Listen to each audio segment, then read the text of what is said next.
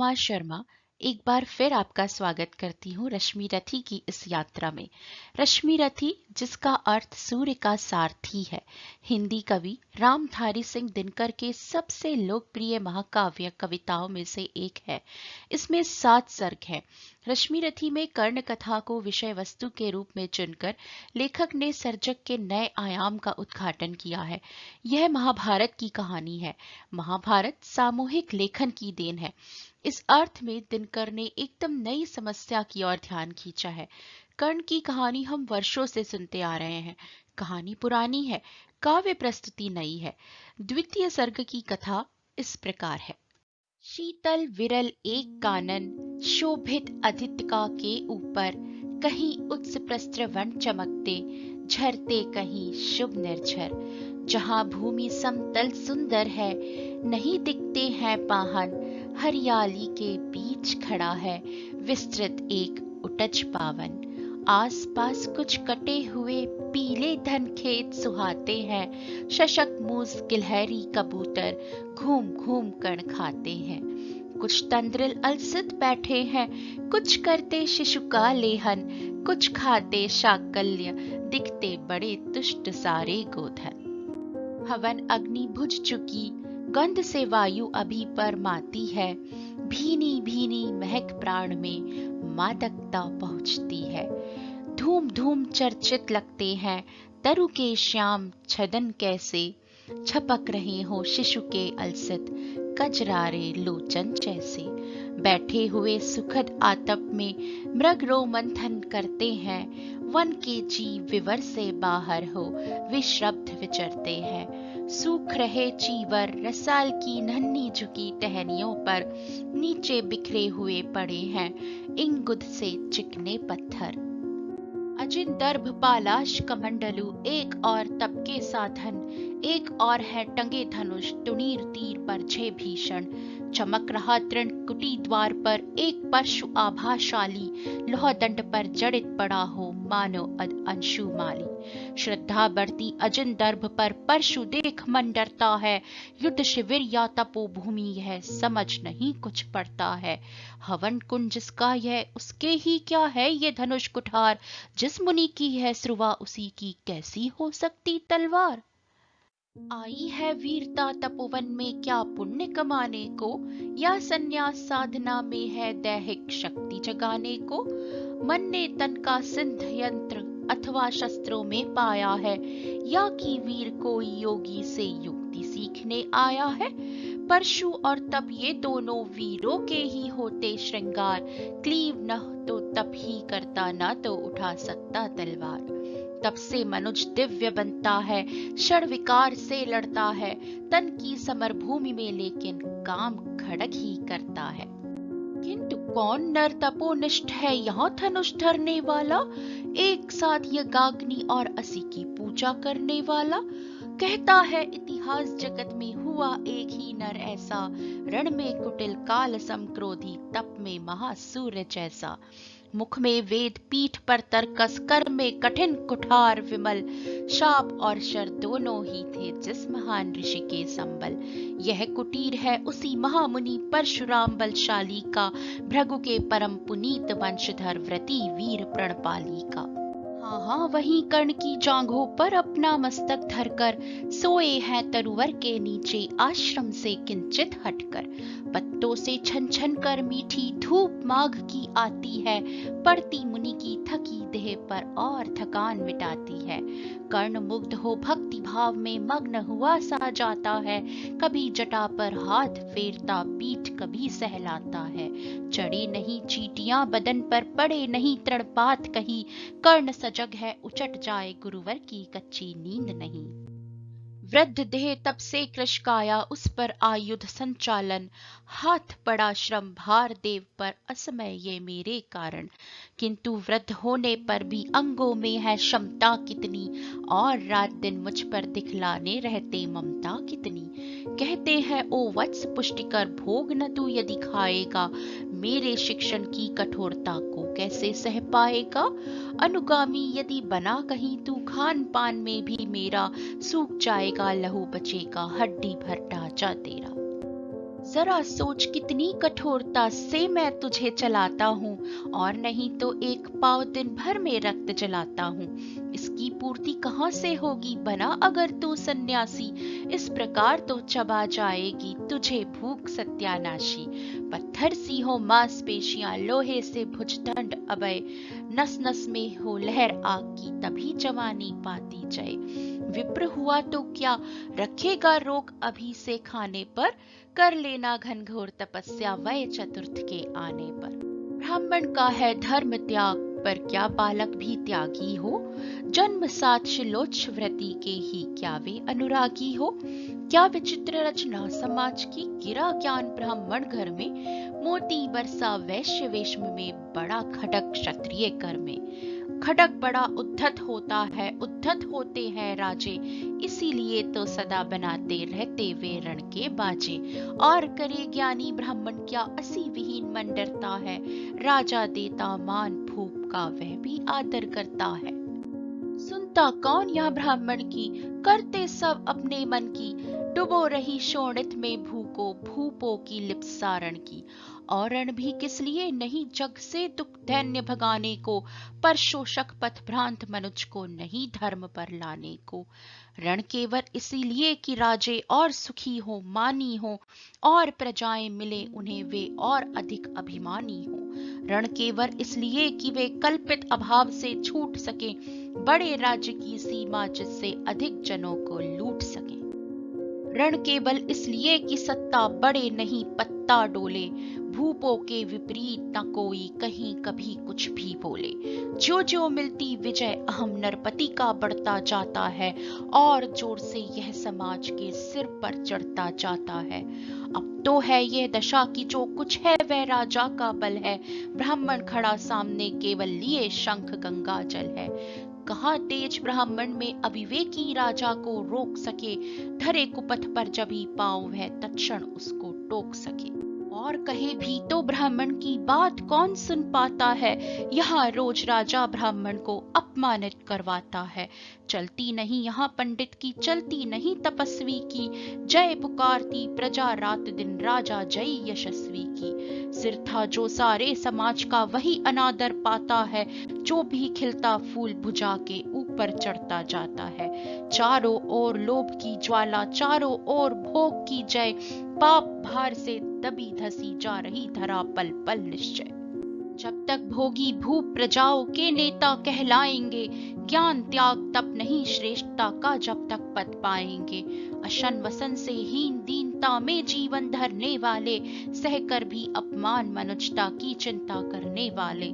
कवि कोविद विज्ञान विशारद कलाकार पंडित ज्ञानी, कनक नहीं कल्पना ज्ञान उज्जवल चरित्र के अभिमानी। इन विभूतियों को जब तक संसार नहीं पहचानेगा, राजाओं से अधिक पूज्य जब तक न इन्हें वह मानेगा। तब तक पड़ी आग में धरती इसी तरह अकुलाएगी, चाहे जो भी करे दुखों से छूट नहीं वह पाएगी।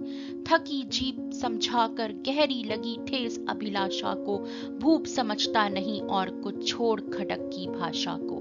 रोक टोक से नहीं सुनेगा नृप समाज अविचारी है, ग्रीवा हर निष्ठुर कुठार का यह मंदांत अधिकारी है।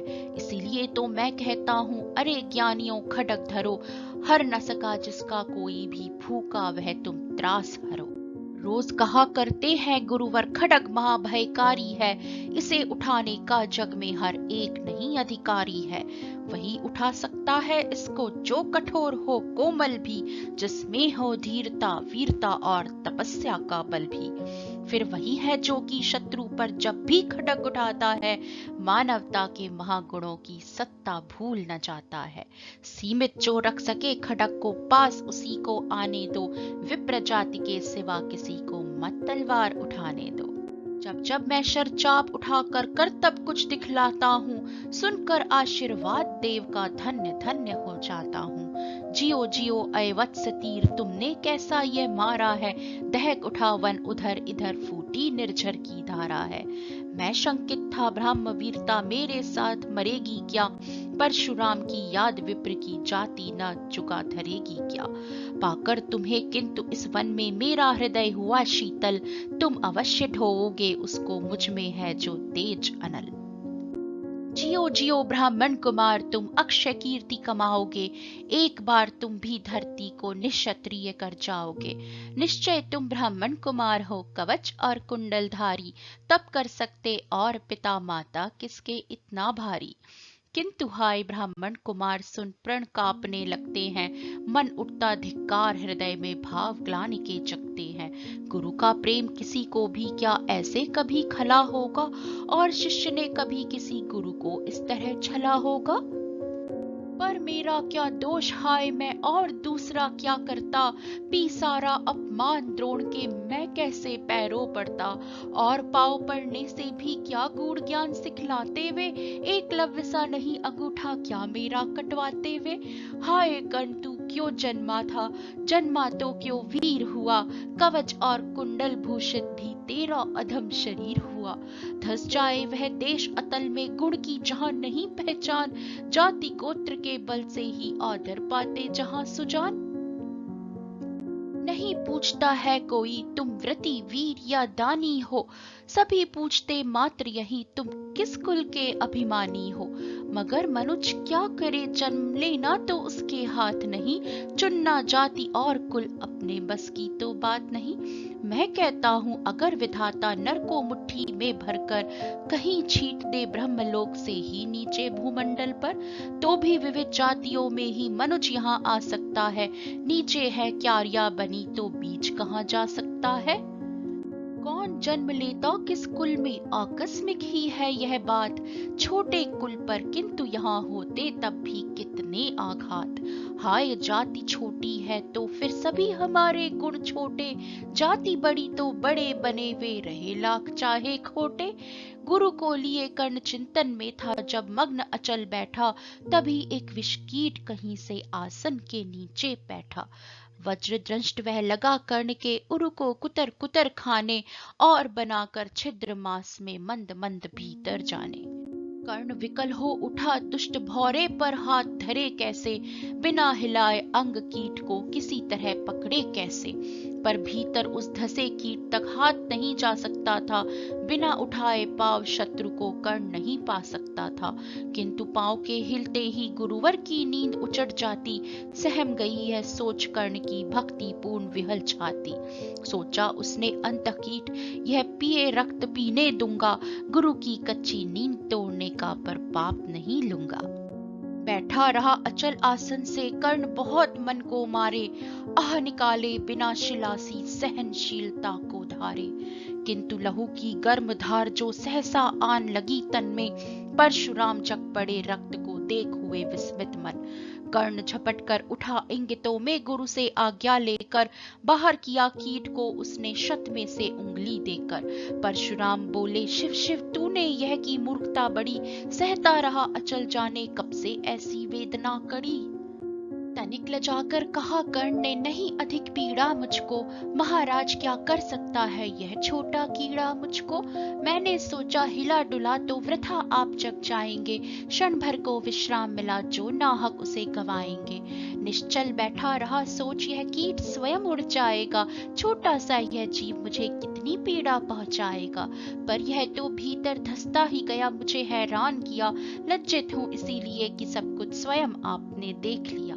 परशुराम गंभीर हो गए, सोच न जाने क्या मन में। फिर सहसा क्रोधाग्नि भयानक भभक उठी उनके तन में। दांत पीस आंख तरेर कर बोले, कौन छली है तू। ब्राह्मण है या और किसी अभिजन का पुत्र बलि है तू। सहनशीलता को अपनाकर ब्राह्मण कभी न जीता है। किसी लक्ष्य के लिए नहीं अपमान हलाहल पीता है। सह सकता जो कठिन वेदना, पी सकता अपमान वही। बुद्धि चलाती जिसे तेज का, कर सकता बलिदान वही। तेज पुंज ब्राह्मण तिल तिल कर जले, नहीं यह हो सकता। किसी दशा में भी स्वभाव अपना वह कैसे खो सकता।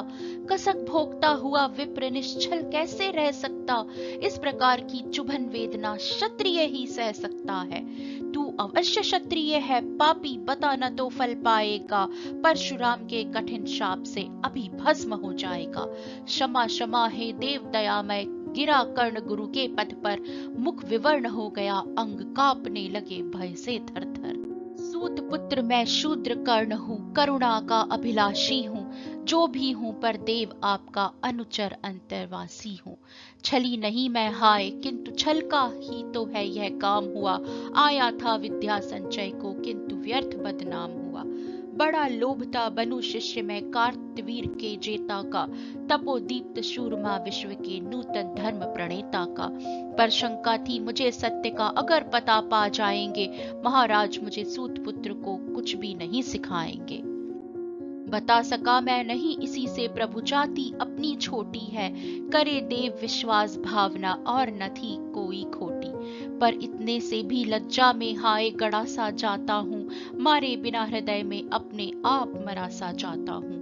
छल से पाना मान जगत में किल्विश है, मल ही तो है। ऊंचा बना आपके आगे सचमुच यह छल ही तो है। पाता था सम्मान आज तक दानी व्रती बलि होकर। अब जाऊंगा कहां स्वयं गुरु के सामने छली होकर। करे भस्म ही मुझे देव सम्मुख है मस्तक नत मेरा। एक कसक रह गई नहीं पूरा जीवन का व्रत मेरा। गुरु की कृपा शाप से जलकर अभी भस्म हो जाऊंगा। पर मंदांध अर्जुन का मस्तक देव कहां मैं पाऊंगा। यह तृष्णा यह विजय कामना मुझे छोड़ क्या पाएगी। प्रभु अतृप्त वासना मरे पर भी मुझको भरमाएगी। दुर्योधन की हार देवता कैसे सहन करूंगा मैं। अभय देख अर्जुन को मरकर भी तो रोज मरूंगा मैं। परशुराम का शिष्य कर्ण पर जीवन दान न मांगेगा। बड़ी शांति के साथ चरण को पकड़ प्राण निज त्यागेगा। प्रस्तुत हूँ दे शाप किंतु अंतिम सुख तो यह पाने दे। इन्हीं पाद पद्मों के ऊपर मुझको प्राण गंवाने दे। लिपट गया गुरु के चरणों से विकल कर्ण इतना कहकर। दो कणिकाएं गिरी अश्रु की गुरु की आंखों से बहकर। बोले हाय कर्ण तू ही प्रतिभट अर्जुन का नामी है। निश्चल सखा धृतराष्ट्रों का विश्व विजय का कामी है। अब समझा किस लिए रात दिन तू वैसा श्रम करता था। मेरे शब्द शब्द को मन में क्यों सी पीसा धरता था। देखे अगणित शिष्य द्रोण को भी करतब कुछ सिखलाया।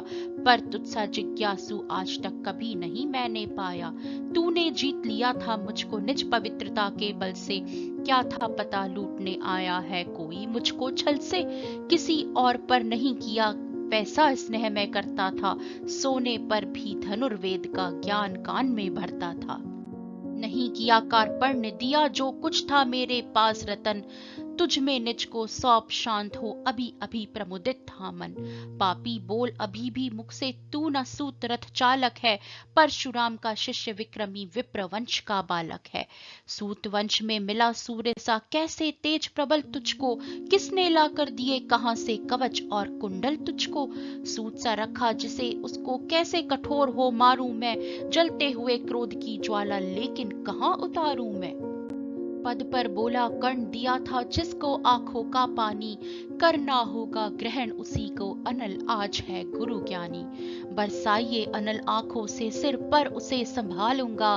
दंड भोग जलकर मुनि सत्तम छल का पाप छुड़ा लूंगा। परशुराम ने कहा कर्ण तू भेद नहीं मुझको ऐसे। तुझे पता क्या सता रहा है मुझको असमंजस कैसे। पर तूने छल किया दंड उसका अवश्य ही पाएगा। परशुराम का क्रोध भयानक निष्फल कभी न जाएगा। मान लिया था पुत्र इसी से प्राण दान तो देता हूँ। पर अपनी विद्या का अंतिम चरम तेज हर लेता हूँ। सिखलाया ब्रह्मास्त्र तुझे जो काम नहीं वह आएगा। है यह मेरा शाप समय पर उसे भूल तू जाएगा। कर्ण विकल हो खड़ा हुआ कह हाय किया यह क्या गुरुवर। दिया शाप अत्यंत निदारुण लिया नहीं जीवन क्यों हर। वर्षों की साधना साथ ही प्राण नहीं क्यों लेते हैं। अब किस सुख के लिए मुझे धरती पर जीने देते हैं। परशुराम ने कहा कर्ण यह शाप अटल है सहन करो। जो कुछ मैंने कहा उसे सिर पर ले सादर वहन करो। इस महेंद्र गिरी पर तुमने कुछ थोड़ा नहीं कमाया है। मेरा संचित निखिल ज्ञान तूने मुझसे ही पाया है। रहा नहीं ब्रह्मास्त्र एक इससे क्या आता जाता है। एक शस्त्र बल से न वीर कोई सब दिन कहलाता है। नई कलाएं नूतन रचनाएं नई सूझ नूतन साधन। नए भाव नूतन उमंग से वीर बने रहते नूतन। तुम तो स्वयं दीप्त पौरुष हो कवच और कुंडल धारी। इनके रहते तुम्हें जीत पाएगा कौन सुबठ भारी। अच्छा लो वर भी कि विश्व में तुम महान कहलाओगे, भारत का इतिहास कीर्ति से और धवल कर जाओगे। अब जाओ लो विदा वत्स, कुछ कड़ा करो अपने मन को, रहने देते नहीं यहाँ पर हम अभिशप्त किसी जन को। हाय छीनना पड़ा मुझी को दिया हुआ अपना ही धन, सोच सोच यह बहुत विकल हो रहा नहीं जाने क्यों मन। व्रत का पर निर्वाह कभी ऐसे भी करना होता है, इस कर से जो दिया उसे उस कर से हरना होता है। अब जाओ तुम कर्ण कृपा करके मुझको निस्संग करो, देखो मत यूं सजल दृष्टि से व्रत मेरा मत भंग करो। अह बुद्धि कहती कि ठीक था जो कुछ किया, परंतु हृदय मुझसे कर विद्रोह तुम्हारी मना रहा जाने क्यों जय। अनायास गुणशील तुम्हारे मन में उगते आते हैं, भीतर किसी अश्रु गंगा में मुझे बोर नहलाते हैं। जाओ जाओ कर्ण मुझे बिल्कुल असंग हो जाने दो, बैठ किसी एकांत कुंज में मन को स्वस्थ बनाने दो। भय है तुम्हें निराश देखकर छाती कहीं न फट जाए, फिरा न लूं अभिशाप पिघल कर वाणी नहीं उलट जाए। इस प्रकार कह परशुराम ने फिरा लिया आनन अपना, जहां मिला था वहीं कर्ण का बिखर गया प्यारा सपना।